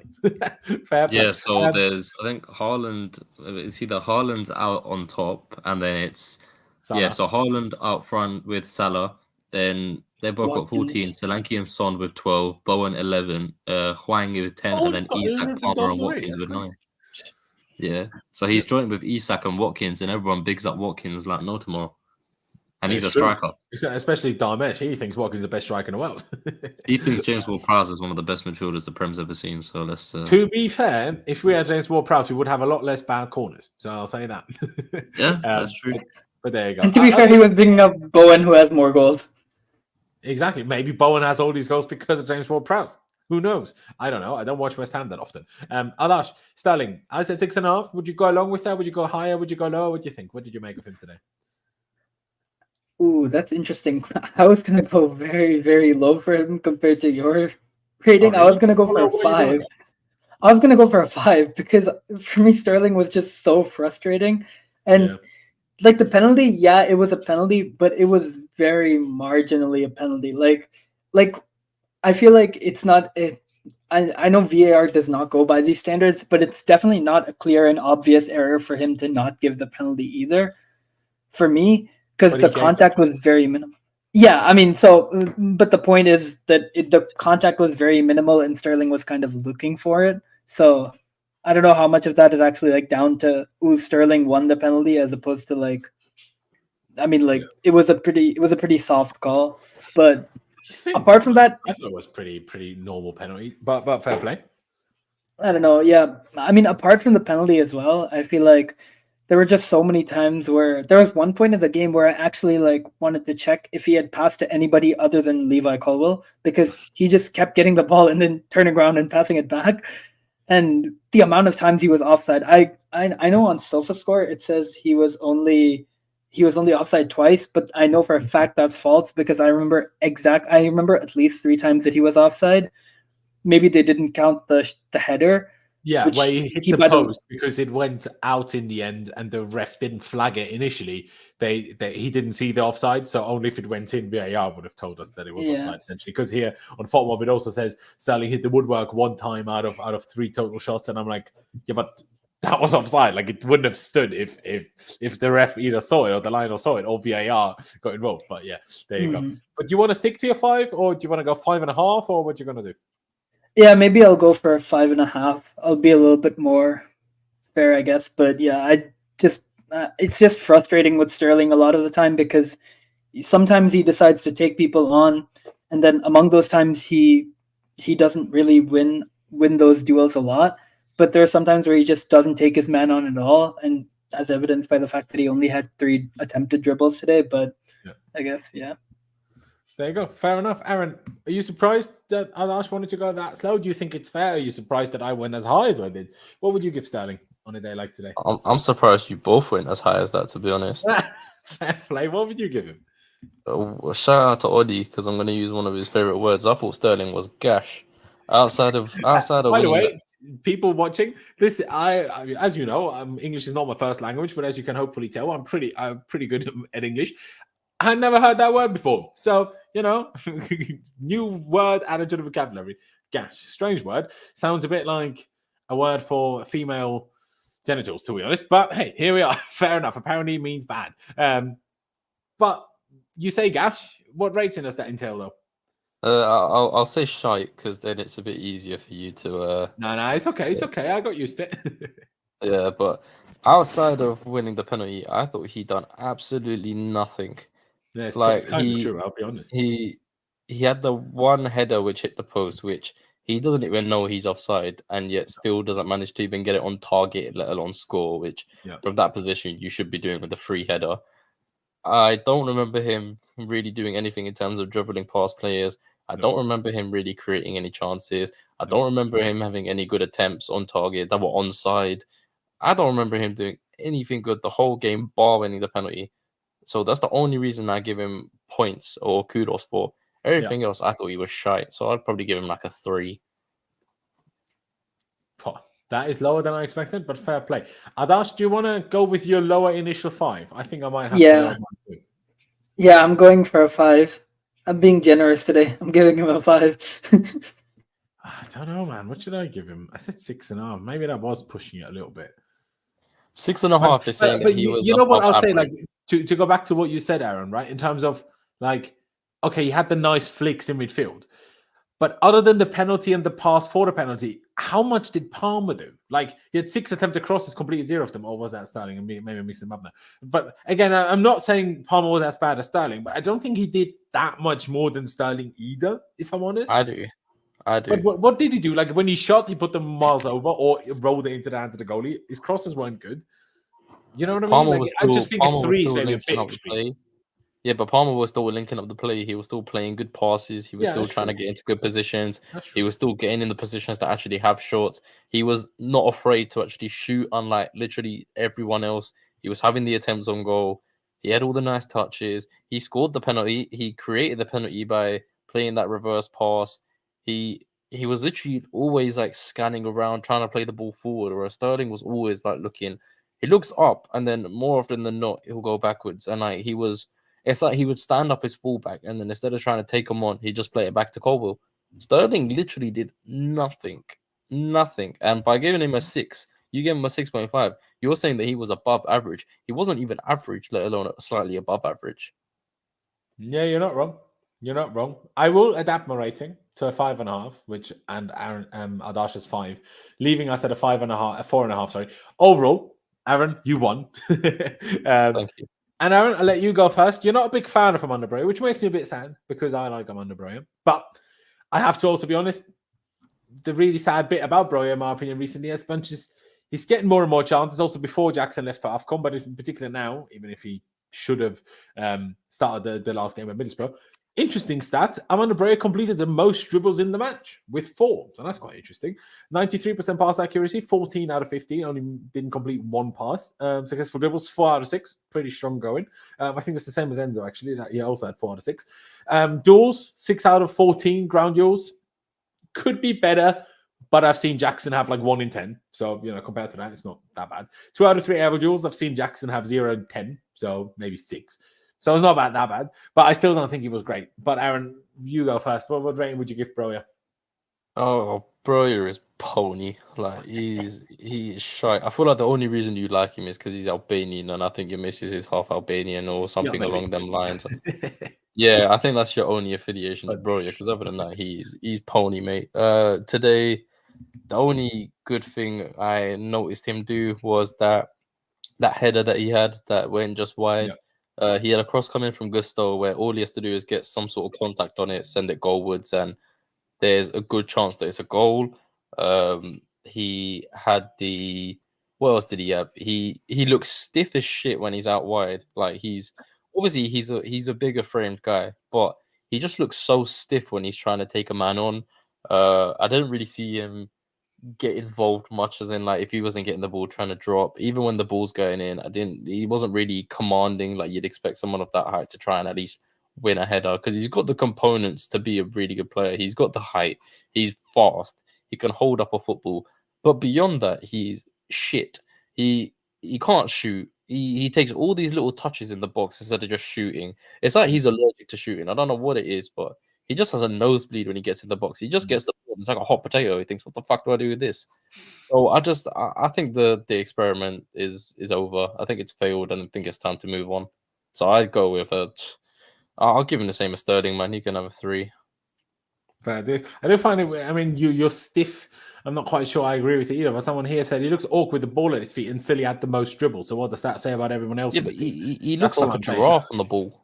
Like he genuinely looks like a giraffe on the ball. Like he's just this big. Mate, you just forgot about what Peter Crouch looked like playing football.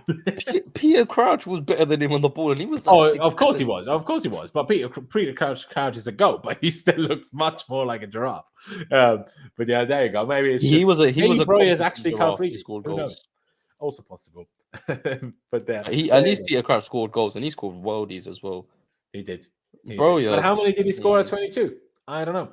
Did he do his ACL before? I know people don't agree with this, but I still think people don't really understand how long it takes to come back from an ACL injury. I fully get injured, you are out, you come back, and then once you're back for a couple of months, then you should be good. But that's not really how it works. Usually you're out for like 9 to 12 months, and then it takes you another 6 to 12 months to actually get back to what you were before, let alone better. But the problem with that is nowhere near that. But I still hear what you're saying. You're not wrong. I just think no. But the main issue is we don't have 6 to 12 months for him to get back to it. He's our only striker. I don't even count that David Washington as a striker. He sounds like an American president. I don't count him, man.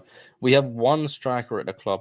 You don't have 6 to 12 months to sort your shit out. But that ain't his fault that this club doesn't have more strikers.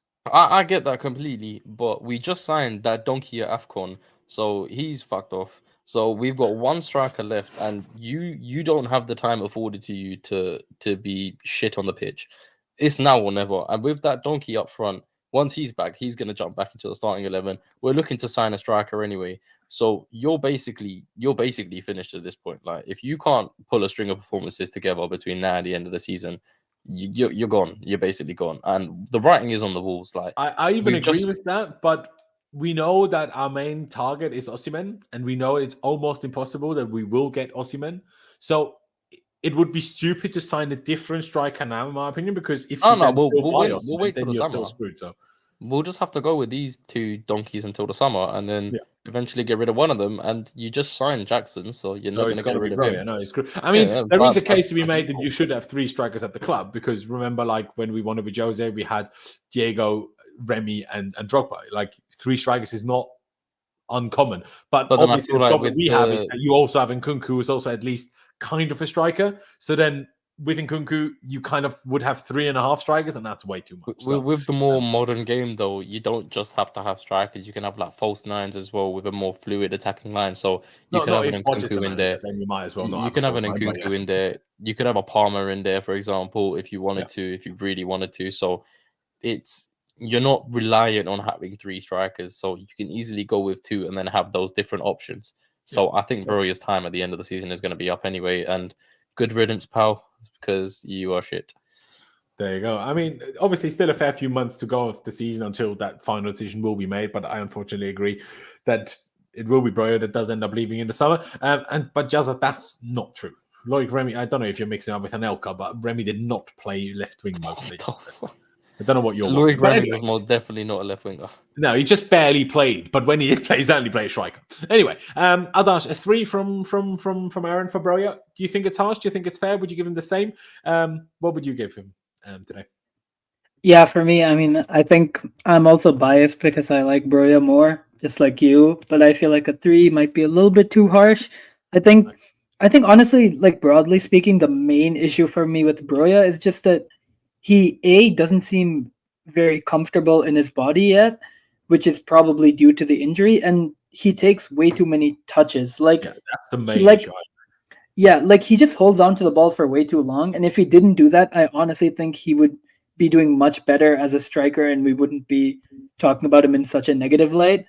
And that's an issue that I think will come with time as he plays more and as he gets more confidence with his body and his ability, because he hasn't actually played that much in the last like 18 months. He really hasn't played a lot of football at all, and so he wouldn't have that confidence in himself to actually play those like first time balls or something, and to try and be a hold up striker, to try and take a shot quickly to try and catch a keeper out or something like that. Whereas now he just takes a bunch of touches until he's like 100% set, and I think you can't do that at a high level in the Premier League.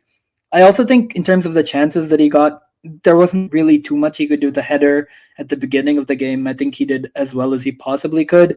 For the Gusto cross, the cross was really good, but the angle for me was so tight that no matter what contact he gets, I think the keeper just saves it or it hits the side netting. So I don't think there was anything. I mean, we got a corner from that in the end, so I don't think you can fault him too much for that. I'll go for 5 because it was definitely a below average game. I'm not going to say he's a great striker, he's the future of Chelsea, but I don't think there was too much more that he could have done, or I don't think there was too much more that anybody else in his position would have done.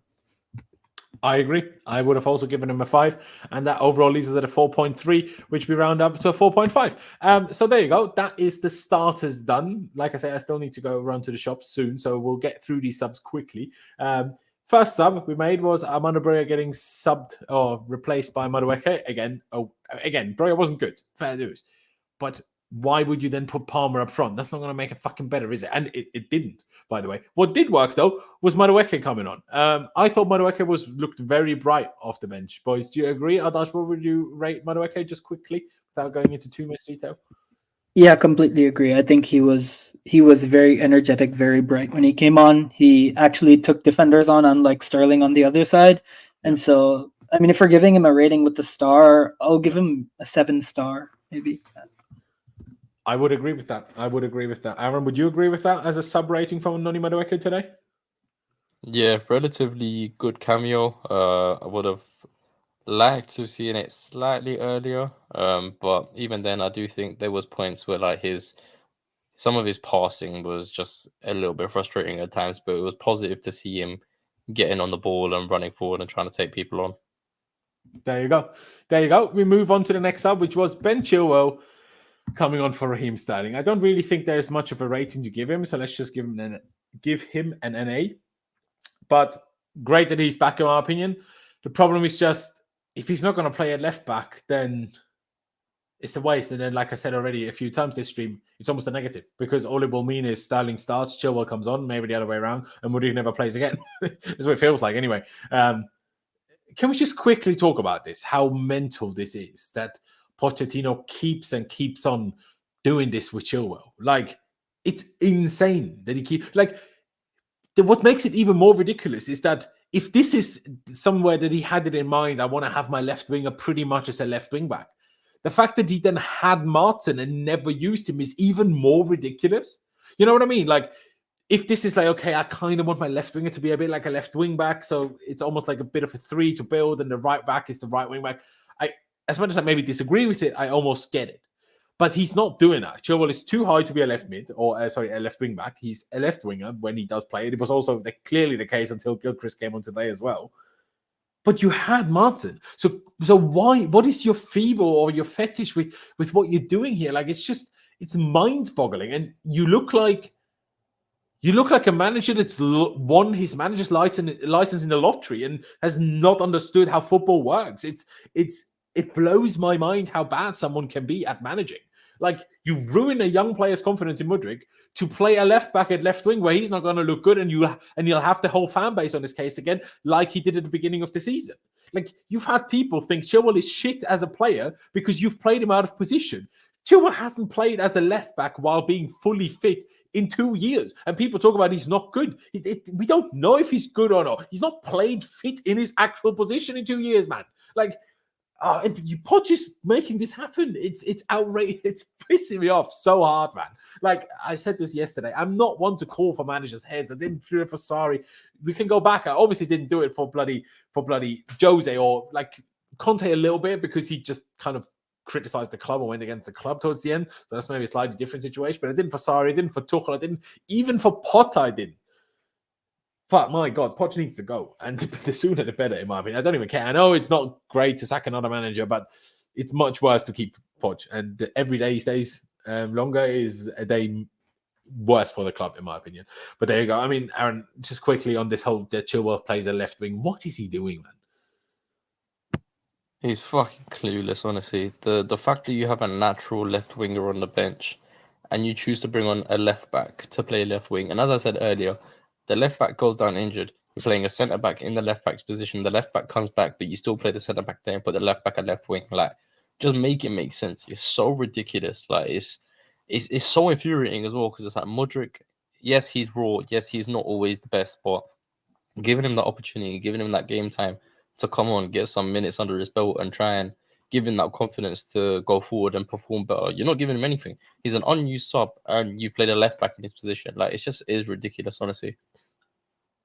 Yeah, it is ridiculous. It is ridiculous. Yeah, Charlie just said apparently the team are getting 4 days off.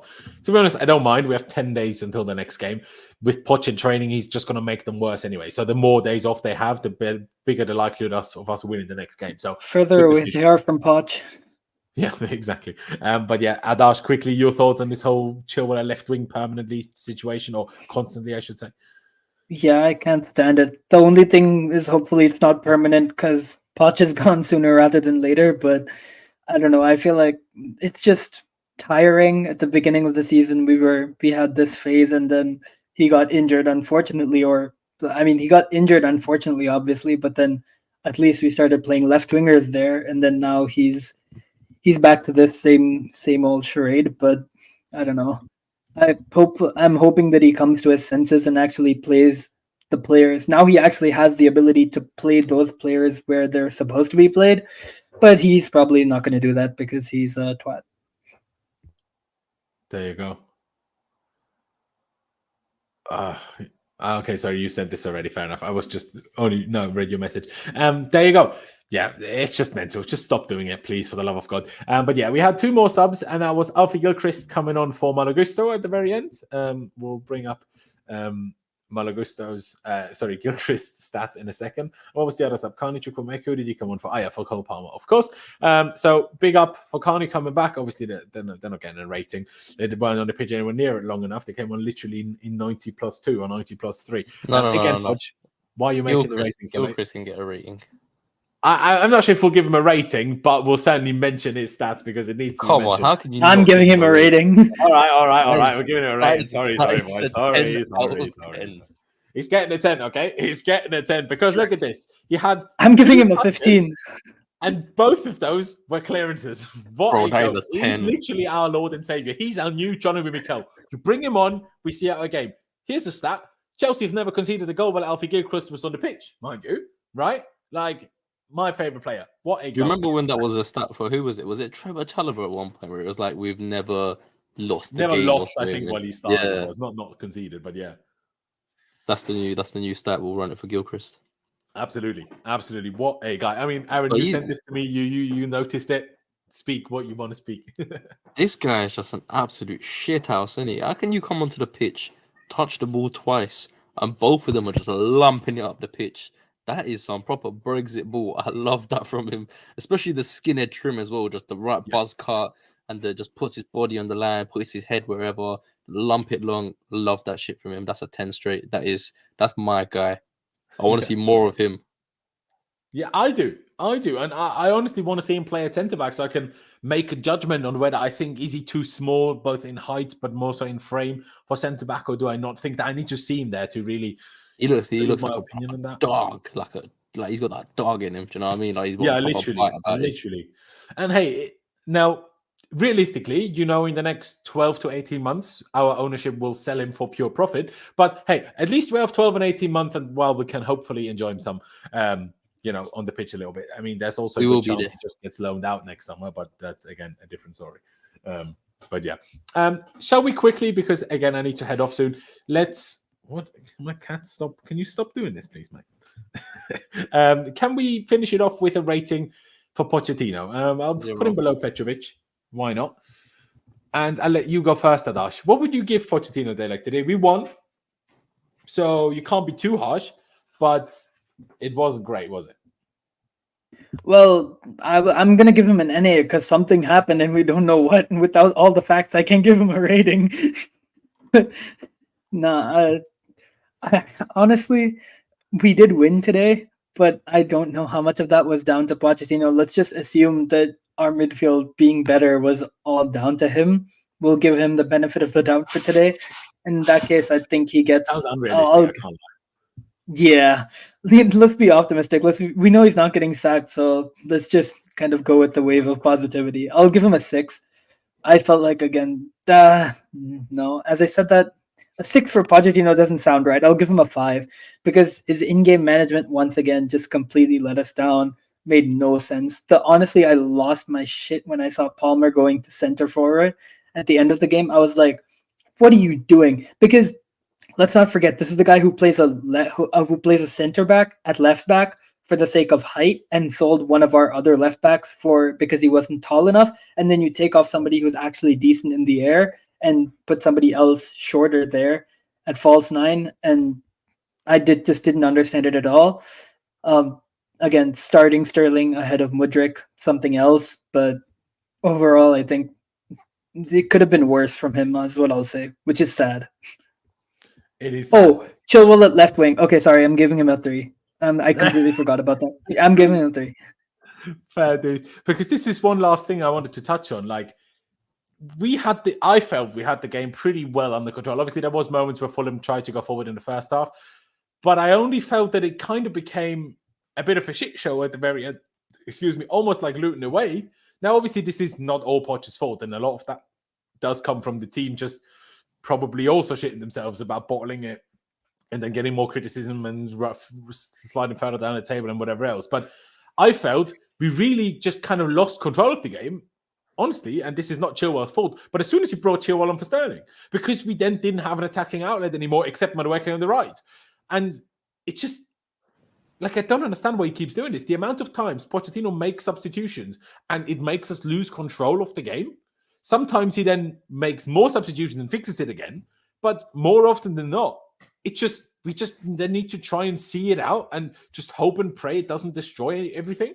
It's mind-boggling how often this happens to him. I've never seen a manager with such bad in-game management. Never before in my life have I seen this. Like, how many times can you make a sub to take control away from your own team? Like, how bad and stupid as a manager can you be? But something happened beforehand. Do you know what I mean? Maybe it was Poch himself that was sad that his lemons were molded. Do you know what I mean? That seems more likely than anything. Even as much as I want him gone and as want him out, I think a 3 is maybe a tad harsh. I'd probably say a 4 from my end, purely because we still won, and even the 4 seems a bit harsh for that. But hey, yeah, Chile left wing and all these subs that he constantly ruins our flow and control of games in. It's just really, really annoying. Aaron, though, a 3 from Adash, a 4 from me. What would you give Pochettino today? How heavily do you weigh things like Chilwell at left wing, putting Palmer at striker, even though you didn't mind that as much anyway? He gets a 1, and that's only because he brought on Gilchrist. Other than that, he gets nothing. Honestly, the Chilwell at left wing is enough to get a 0. So yeah, I don't give a shit, man. 1. Fair play. Overall, giving him a 5.2. 5.2. He wishes a 2.5. A 2.5. Oh wait, quick thing. Why does Gilchrist have a star next to his rating? Because he came on. No. Take away. No. Doesn't matter. Take it off. Shall we just give him like a goat emoji? A goat emoji. All right. Exactly. We'll give him a goat emoji. Perfect. Yeah, I like it as well. I like it. See, in the grand scheme of things, more players that played well today. Only 2 players got below average rating from us. Only Sterling and Broja. Everybody else did pretty good. Enzo, in my opinion, my man of the match. I know he had the same rating in the end as Petrovic, but like Aaron said much earlier, goalkeepers and outfielders are a little bit different when it comes to rating, at least in my opinion. The defense all did pretty well. Midfield all did pretty well. Palmer did pretty well. So a positive. But hey, now we have 10 days without a game. It's a bit depressing, but at least it's the January transfer window. So maybe we'll have a few transfer news to talk about. Nothing serious has happened. Obviously, we had Esteval Willian stuff yesterday, but yeah, I don't know how soon we'll be buying anybody because I think we'll be selling people before we buy someone. But who will get sold? I don't think Gallagher will get sold because I don't think Gallagher wants to go anywhere. I don't think Broja will get sold because we're not going to buy a striker now and Jackson isn't here. So selling Broja right now would be ridiculous. So the only one that's there is Chalobah. And I know Chalobah is now training with the team, which still seems like a bit of a hocus pocus to me. It's like he probably could have trained 3 months ago, but now it's the transfer window, so now he can train. Surprise. So he will probably get sold. But will he? Because we'll probably fail to sell him as well and have to loan him somewhere and call someone else back from an international loan. So yeah, that's unfortunately how I think it goes. But yeah, ladies and gentlemen, I appreciate all of you very, very much for tuning in today. Subscribe if you haven't already. That would be massively appreciated. Hit that like button as well. Check out my social media down in the description below, both on Instagram and mainly on Twitter, or X as it is called nowadays, even though I still prefer the name Twitter, but there you go. Elon is Elon for you. Of course, check out Adash and Aaron as well. Their links on Twitter are also down in the description below. But yeah, thank you guys for watching. I don't know what Chalobah's injury actually was, other than I suppose it, relatively, not dramatic hamstring injury that was supposed to only keep him out for for 1 month. And now he's been out for 6. So yeah, that's that. But yeah, thank you guys for watching. Up the Chelsea, up the numbers, and we'll see you next time.